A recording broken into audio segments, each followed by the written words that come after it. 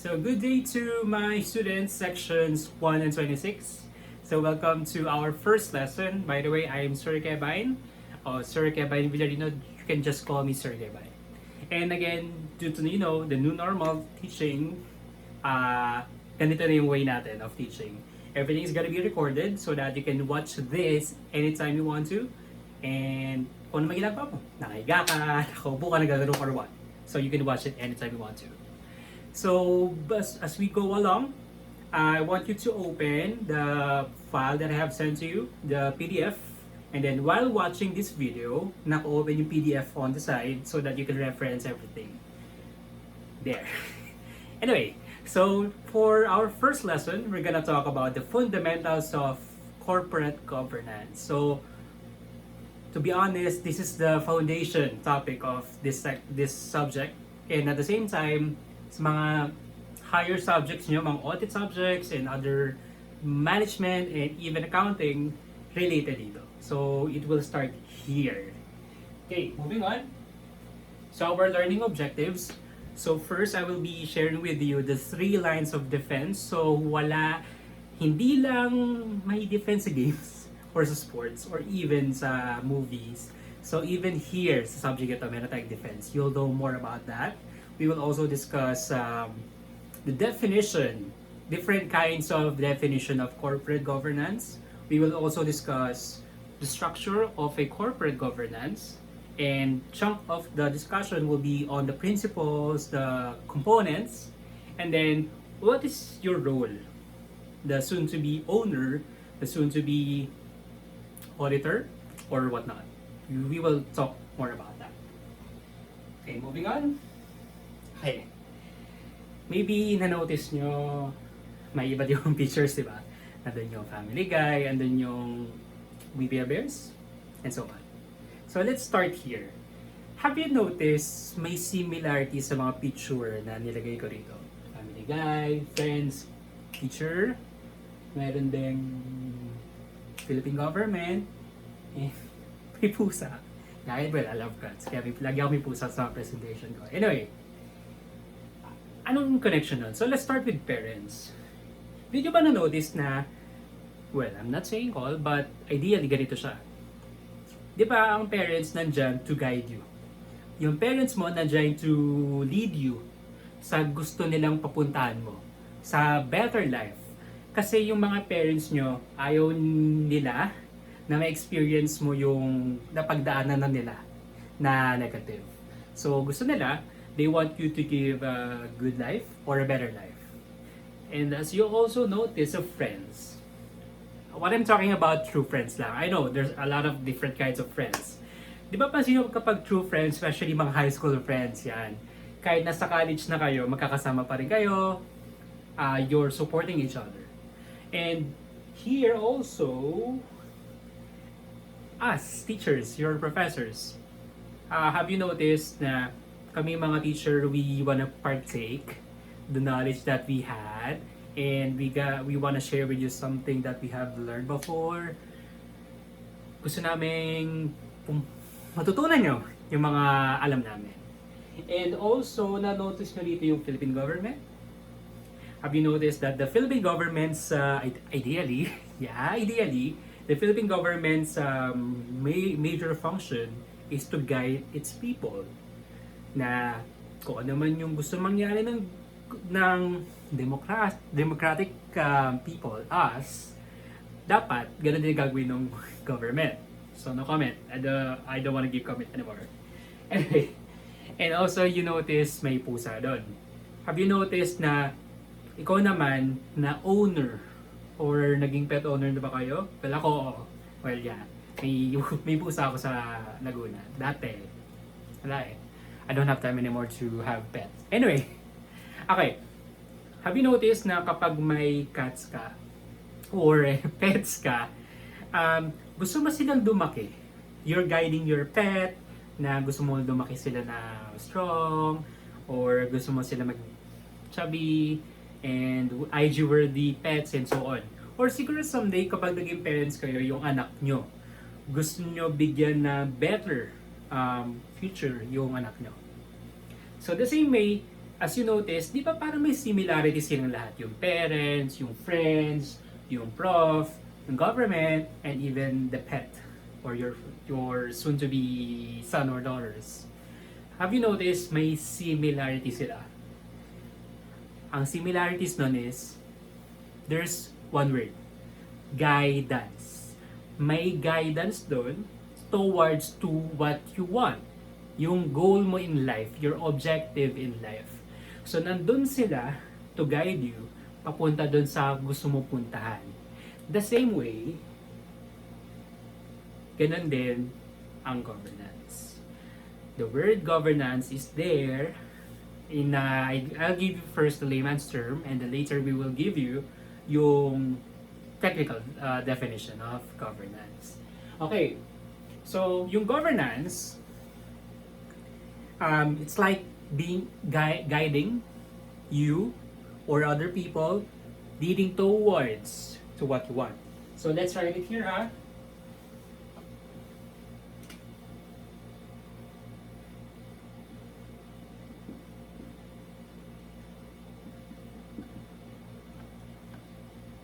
Just remember these words. I hope nababasa nyo. Guide and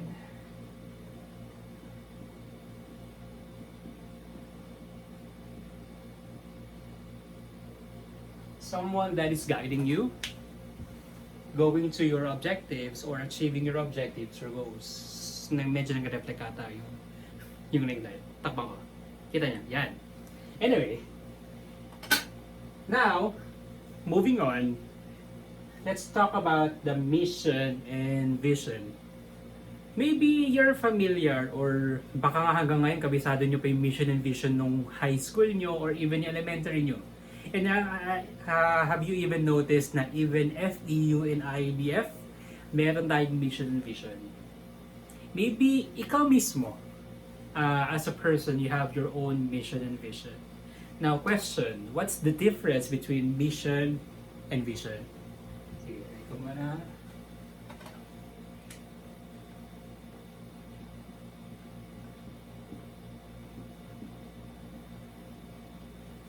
Okay. Saan na nababasa?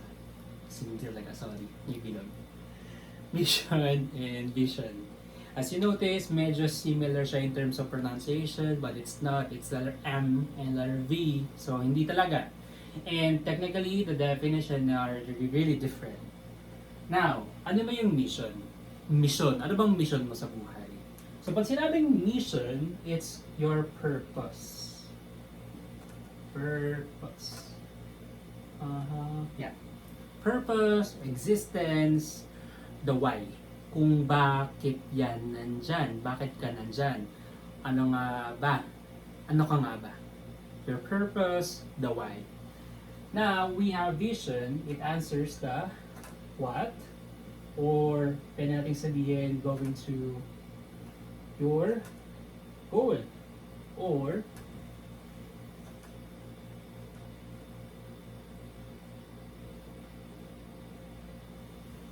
so, if you're gonna look at it, di ba sir, parang pareho na? Hindi. Kasi yung mission mo, at yung existence, my purpose and my existence, kaya nandito ako. But yung vision is different. Kasi yung vision mo towards the future, yung gusto mong mangyari in the future. Now, once ma-achieve mo siya, you need to rechange it. Unlike yung mission, hindi. Nandyan ka, yun na yun. Now, if you're gonna ask me, ano ba yung mission ko in life? Ako, ang mission ko is to, well, follow God's will. Kung ano man yung God's purpose for me. And now, I see myself that, I envision myself that for me to achieve my mission, I need to, ano ba naman yun? Wala yung term ko, sorry. To guide yung mga staff ko, guide yung mga students. Gusto ko maka-inspire ng ibang tao so that I can share what I have learned, what I have experienced, and so on. Kaya ako nagtuturo. Yes, this is my vision, achieve ko na siya, pero I am doing it continuously. Anyway, going back. So, ano naman, sir? So what's with mission and vision and so what? Ano naman, sir? Now, bakit siya mahalaga? In every organization, in every corporation or company, dito nagsisimula ang lahat. Kung ikaw yung owner, una mong iisipin, bakit ka nga ba nagtayo ng kumpanya? Ano nga bang gusto mong parating? So una, ano bang mission ng company? Then, after nun, you need to list down, ano bang gusto mong mangyari sa kumpanya mo? So ngayon perspective natin as if you are the owner or you are the stockholder if you're if I'm talking about the corporation. Now, values. Bakit kailangan ng values? We need to have values, ethical values that we can follow for us to achieve this mission and then vision. Gets? Moving forward, ano naman, sir? Why do we need to have mission? Why do we need to have vision? Bilang owner, syempre you need to guide your company. Ano bang gusto mong marating? Saan ba sila papunta? That's your role. Di ba parang nonsense naman yung magtayo ka ng kumpanya and then wala naman palang patutunguhan. So most likely, baka baka bankrupt, baka magsara, or baka walang papuntahan. So logically and ideally, that's how it works. Bilang owner, you need to know the mission and vision of a company. And as you notice here, it starts with having your vision, stating your goals, your objectives, and then so on. The same way, ganun din, balik ko kanina example, kapag may yung parents mo, friends mo, government and so on, ganun din. Ano bang mission ng parents mo? Ano ba yung binivision nila sa'yo? Ano nga ba yung values na gusto nilang ma-partake sa'yo? The same way, ganun din sa friends, ganun din sa pag nagkaanak ka naman, ikaw naman yung bibigay. So the same way, ganun din yung governance in a nutshell. So kung ilalagay mo siya sa corporation na perspective, ganun din ang setup niya. So as if you are the owner, kailangan langit mo, ano yung mission ng company, saan sila papunta, ano yung vision, ano bang gusto mong values nila na kailangan nilang ipakita sa iba para ma-reach mo yung vision and mission mo. Now, let's talk about here stakeholder. Maybe you're familiar with shareholder, right? Or stockholder. So when you say shareholder or stockholder, ito yung may-ari, or I should say meron silang shares, meron silang stocks, as if they are the owner of a corporation. But what is stakeholder? Anong pinagkaiba nila? By spelling, magkaiba sila. When you say stakeholder, just remember the word. Kasama yan. Okay, just remember the word may care. As if affected ka sa mission or sa objectives ng isang company. So, sino ba yung mga stakeholders? Kung si FEU ang tinutukoy natin, sino kaya yung mga stakeholders nila? Shareholder, yes. Bakit? Siyempre, pag kumita si FEU, kung ano nangyari kay FEU, apektado yung mga owners. Management, of course, sila yung pinaka-direct na tatamaan kung ano man yung mangyari kay FEU. Students, yes. Students are the customers of FEU, right? So customers are stakeholders. Who else? Government, yes. Apektado rin sila. So kung magsara man si FEU or ano man mangyari, syempre, may impact din yun sa economy natin, sa government natin. And how about other schools? Yes. Even competitors are stakeholders. Ang point lang doon, you will include them, stakeholders, kapag may paki sila, kapag nakaka-apekto sila sa mga decision ng isang company. Stakeholders. Just remember this word and you will use that on succeeding lessons. Okay, so what is corporate governance? I just want to illustrate something here. Now again, let's agree na this is just a simple illustration na every company has their own board. Di ba nga remember na kapag nagtayo ka ng corporation, dapat meron kang incorporators na dati required ngayon pwede isa na lang, one-man corporation or one-person corporation. Okay, so assumption ko lang, this is a big more than one incorporators or big corporation. So, from the board, okay, naitayo na natin corporation, but it will not work kung kulang kung ikaw lang. Ikaw yung may-ari, ikaw rin yung mag-work sa company. Parang mali, di ba? I mean, if you have the money, bakit hindi mo ipaubaya sa iba na may mas alam for the company? So from the board, they will have their own committees, and one of them is audit committee. Marami pa yun. Merong risk management committee, compliance committee. There's a lot. Depende yan sa company. But for our illustration, let's use the audit committee. Okay. Now, the board will assign or will appoint a president wherein pag sinabing president, siya yung chief, siya yung pinaka-head ng isang company. So, kung may ano man mangyari, siya yung responsible, the president. Now, si president naman, hahanap siya ng mga VPs niya. Ngayon, napansin niyo, di ba, yung baba niya, COO, CFO, CIO. Sir, akala ko ba VPs? Bakit sa ibang company, Vice President na ginagamit? Bakit dito, Chief? Okay, as to function, they are the same. However, if you're gonna use C, ang tawag sa kanila ay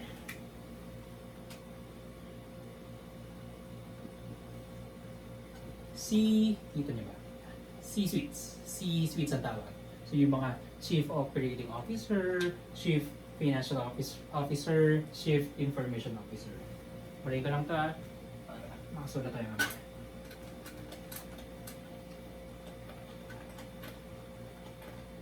Okay. So, from assigning VPs, syempre, si VPs naman maghahanap ng mga middle management nila, maghahanap ng frontliners nila, or frontline management, or the operations management, and so on. Now, ikaw bilang owner, for example, ikaw yung one of the board members, how can you be assured na nagtatrabaho yung mga baba mo, yung president, mga VPs, and so on? So, gano'n ka ka-assured? Ano yung paano mo masasabi? Paano mo malalaman na kumikita na ba? And are they complying sa batas ng Pilipinas? Kaya, nagkaroon ng audit committee para to check the operations and the financial aspect of a company. Now, do you think si audit committee yung maghahanap? Knowing audit committee is part of the board na mga owners din yan, mga malalaki rin yung mga investment niyan. So, parang, why would I work? Why would I do the handwork or the footwork? They won't. Kaya naghanap sila ng someone, and again, as required by the law, to check the financials of a company. May ito tayo tinatawag na external audit.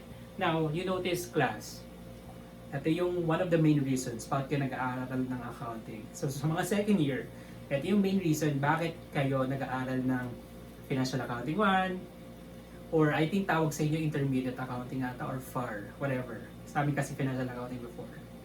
Anyway, so pag nag-aaral ng yung cash and cash equivalent, bakit 3 months lang? Buti pa yung cash and cash equivalents, may 3-month rule. Kaya na ex mo wala. Joke. Okay. Yung mga other standards for financial statement, kaya nyo inaaral yan para kapag nag-audit kayo ng financial statement ng iba't ibang companies, alam nyo ano yung requirement. Kaya kayo nag-aaral ng accounting for external audit. And it's one of the requirements of the law. So you'll get to know more about that sa higher audit subjects nyo.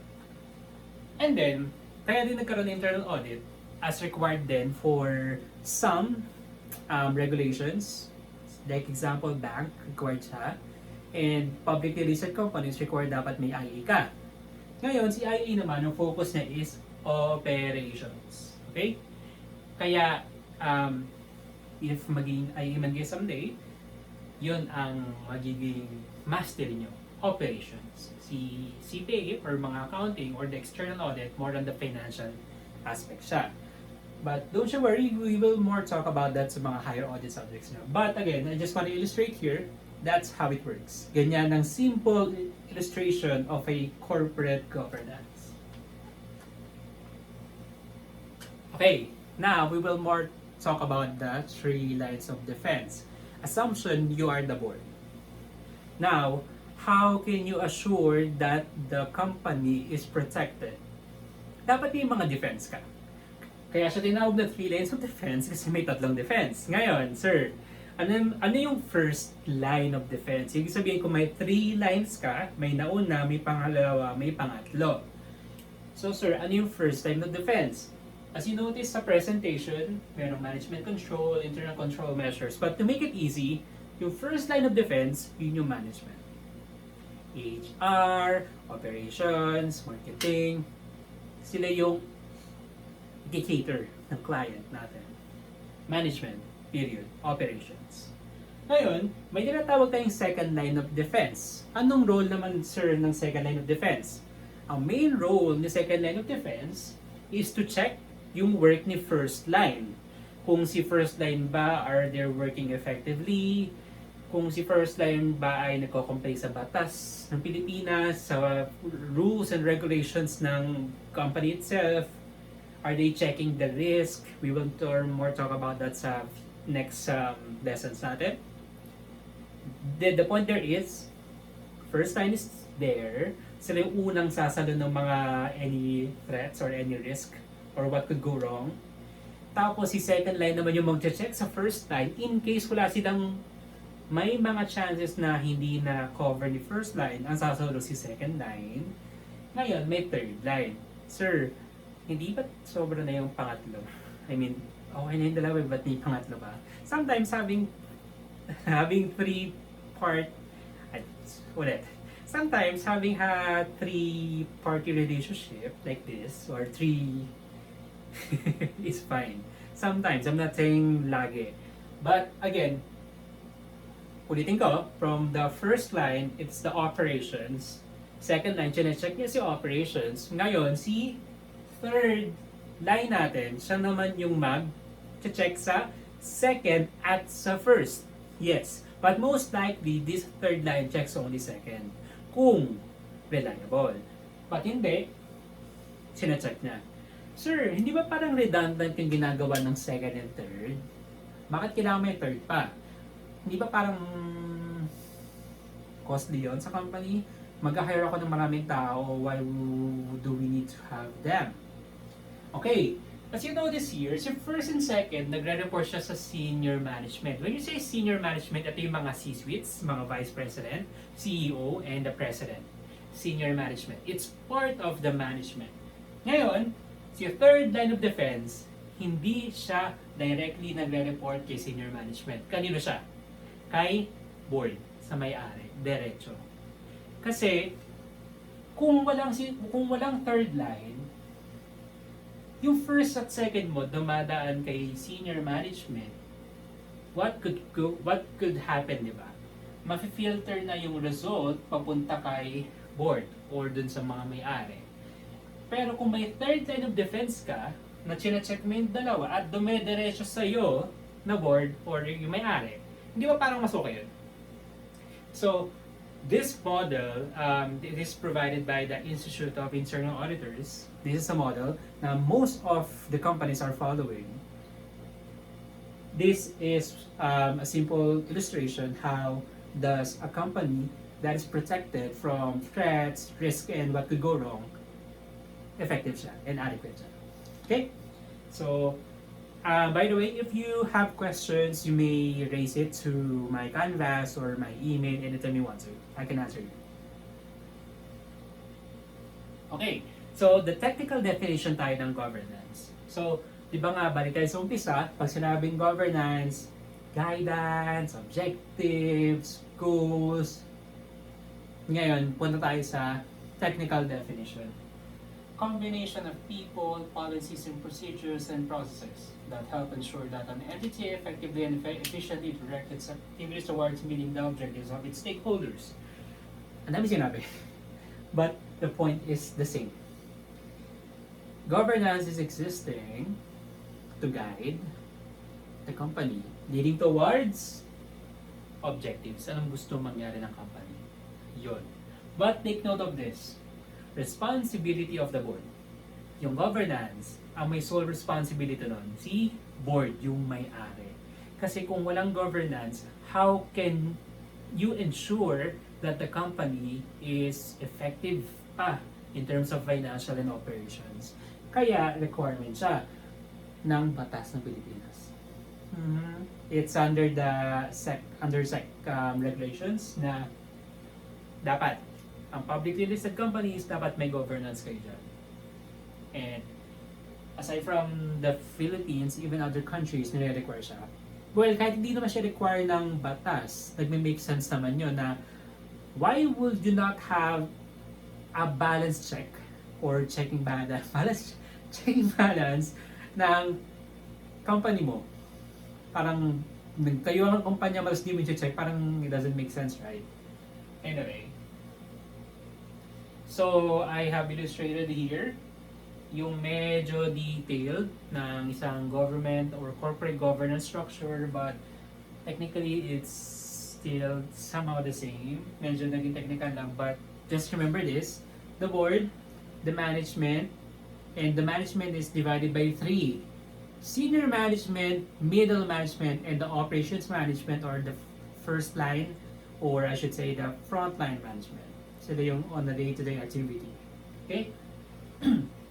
And ikaw si board, for you to be ensured that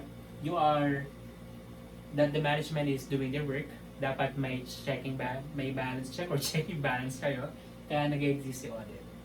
And external audit, saka si internal audit.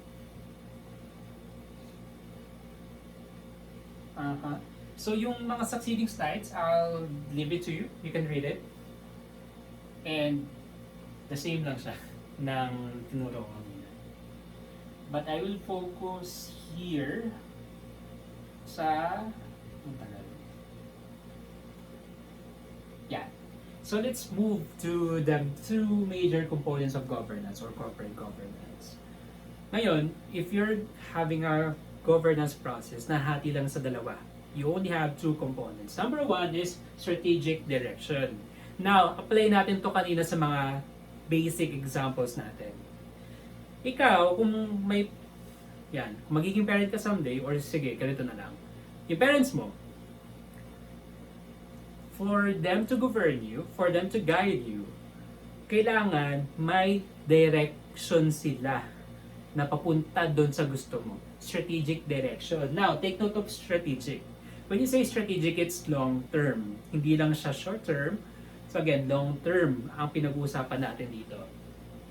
So dito, in technical terms naman, business models, overall objectives, approach to risk-taking, limits, organizational conduct. And I just want to emphasize here again, kung ikaw yung may-ari ng company, the first function or the first component that you want to have for you to have a governance process is dapat may strategic direction ka, may gusto ka papuntahan. So you're talking about your vision. Ano bang gusto mo mangyari in the long run? Simple as that. Then, we have the second major component is oversight. Ngayon, kanina, it's good if you have this vision na ito gusto nyo mangyari in the long run, in the long term. But the question is, paano mo siya ma-attain kung hindi mo siya na-check? Hindi ba? Parang pagluluto lang yan. Paano mo masasabing luto na yung niluluto mo kung hindi mo naman siya na-check? Na hindi mo naman binabalikan. Sana all binabalikan. Joke. Okay, going back. So, may tinatawag tayong function or core component na oversight. Oversight lang So, iba yung sightseeing talaga na oversight lang. Kasi nga, if you're the company, hindi mo naman kailangan i-check lahat yan. Imagine, if you have this function, example yung mga board of trustees, ang tawag sa FEU, hindi board of directors. Imagine, board of trustees ni FEU, chine-check kaming mga professors one by one. Do you think gagawin nila yun? Knowing mga millionaire sila? Why would they do that? Kaya, oversight lang. So, most of the time, kinakausap nila yung mga senior management na lang. So, in-oversight nila si senior management na, hey, ano bang ginagawa mo? What seems to be the problem? Effective ba? Are we financially okay or operationally okay? So, ngayon, to make it easy for you, ang role, one of the components or major components ng governance is oversight. Si board, kailangan niya tignan si operations or si management overall, ano bang ginagawa nila? Oversight doon. Examples here ng oversight function or component is risk management activities, internal and external assurance. Ngayon, naalala niyo yung third line of defense? Yung second line and yung third line of defense, yun, yung oversight function. Okay? So, kung wala si second or third line, so sino mag-check sa first line? Hindi kaya gawin ni board yun. So, kailangan nila na someone or groups to check the first line of defense. Okay?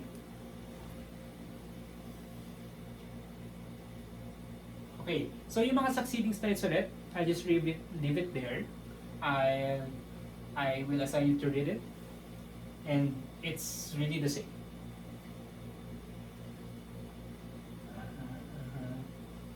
Yeah. Another part of practice of governance is organizational culture. Earlier, we have discussed yung values, di ba? Na example natin yung parents mo, anong gusto nila maging behavior mo, paglaki mo, ano ka, ano yung pag-uugali mo.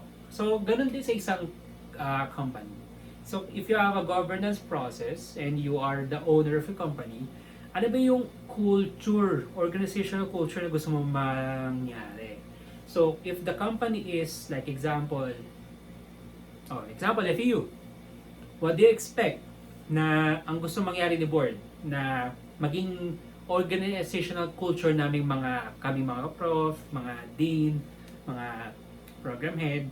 Of course, we need to be, kailangan we should value our integrity, syempre. We need to protect our integrity, our image, dahil, we're talking to the future corporate employees. Umali natin, one of you are gonna be the senators or the president of the Philippines. So, we wanna be a role model. Kaya, ganun yung gusto mangyari ni board or yung may-ari ng FEU, the Board of Trustees. So, naalala niyo yung, naalala niyo yung the three core values of FEU: fortitude, excellence, and uprightness. So, doon umiikot, hindi lang kaming mga prof, even kayo mga estudyante, gusto ng board and yung senior management na dapat may ganun kayo: fortitude, excellence, and uprightness. The same way, one of the practices of governance, ganun din. We are checking the ethical climate or organizational culture ng isang company. So, hindi lang siya utos ka na ng utos. Hindi ganun ang board. Sina-check din ni board kung ano na ba yung culture, ethical culture. Baka mamaya marami na palang fraudster, marami na palang magnanakaw sa isang company, marami ng sinungaling. So, it doesn't look good, di ba? Kaya sina-check din ng board yan. One of their functions. The next one is to ensure compliance. To what? Compliance to the rules and regulations of the company or policies of the company and rules and regulations of the government. So, sine-check din ni board yan, one of the practices of governance na, okay, kailangan compliant tayo, dapat wala tayong issue in terms of compliance. Kailangan we are abiding the law, we are following the law, we know the law, we don't violate the law. So, at the same time, we don't violate our own policies. So, the policy is existing to guide us, students, as professors sa FEU. So, napansin nyo, may student manual kayo, di ba? Kaya nag-exist yung student manual to guide you. Kasi ganito yung gusto ng FEU maging kayo pag-graduate nyo at habang estudyante kayo. So, we have this policy, yung student manual nga, nag-exist yan, para sundin nyo, para sumunod kayo, for you to comply. Okay?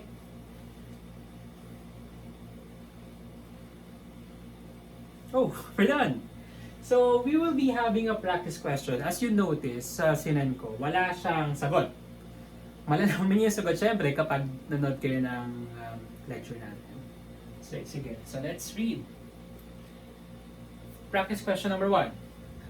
The benefits of having good corporate governance processes could include all of the following, except, here are the choices. A, it could help to attract new investment into the company. B, it eliminates corporate fraud. C, it focuses management's attention. Third, D, the company could have improved risk management system? Actually, sa normal teaching ko, sa, sa class, lagi nagpapadesign naman ganito. And then, if may makasagot, may magkakaroon sila ng plus, sa quiz, mga ganyan. But ngayon, inisip ko pa kung paano. No normal eh. I'll get back to you how it will happen.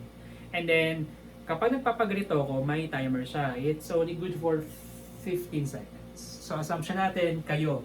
Yan. So, basahin nyo. And I'll give you 15 seconds to answer the question.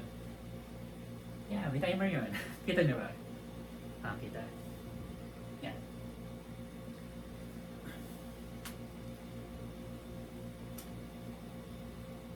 Five seconds. 3, 2, 1. Sorry. Correct answer is letter B. Tama? Okay, so the answer is letter B, exempt. Di ba nga, ang turo ko kanina, pag sinabing governance, it talks about layman's term to guide you to what you want. Well, di naman natin na pag-usapan dun yung fraud. Kanina, we have tackled yung values na we're gonna check baka marami naman dahil tama naman. Pero let's be realistic here. Hindi mo mawawala yung sabi nga nila ba, balance. Having good and bad is balance. Kung masyadong good, hindi siya balance. So let's be realistic here na kahit anong gawin mo, hindi mo makokontrol. Hindi mo mababago yung pagkatao ng mga tao mo. Kung mandaraya sila, mandaraya sila. It's good kung mabawasan mo. However, hindi mo siya matatanggal. Meron at meron yan. So, you cannot eliminate corporate fraud. It never happened. Kahit sinong bansa pa yan, kahit sinong company pa yan, meron at meron. Reality dyan. But it's just that, kung nababawasan mo, napapalit mo yung risk or fraud to this kind, good. So, the best answer is letter B. Hindi siya nangyayari. Last question. Stakeholders are individuals or groups who? Na-discuss ko yun kanina. Okay, so here are the choices. A. Dominate the strategy development process in an organization. Letter B. Determine operational issues. Letter C. Are the shareholders in key competitors. Letter D. Can affect or be affected by the achievement of an organization objectives. I'll give you 50 seconds to answer. Nakita. 10 seconds. Na-discuss nyo kanina. 3, 2, 1. Hands up. Correct answer is D. So anything that can affect you or a specific group to achieving the objective of a company. Yung may pake. Yun lang yun. So, do you have any questions so far? Ngayon, again, students, I'll be leaving my line. So if you have question, you can message me anytime you want to, Canvas or email. I can answer you pag once nag-online ako ulit. And then also, I just wanna take note again na ang quiz natin for this topic, including yung next topic natin na business ethics, is a case study. So, hindi tayo ganito yung objective, the multiple choice. Hindi. So, I just wanna remind you na how are you going to study this specific topic. Just know the concept behind. Alamin mo yung bakit may governance, ano nga bang role ni governance, ano ka nga ba sa governance, and so on. Okay? So, that's it for now. I hope you learned something for almost 40 minutes na video. So, again, message me on Facebook. Message me on naging vlog pala. Nasali ako sa vlog, sorry. Message me on Canvas or email if you have questions or whatnot. So thank you so much for listening and I hope you have a good day and always stay safe, my students. Bye-bye.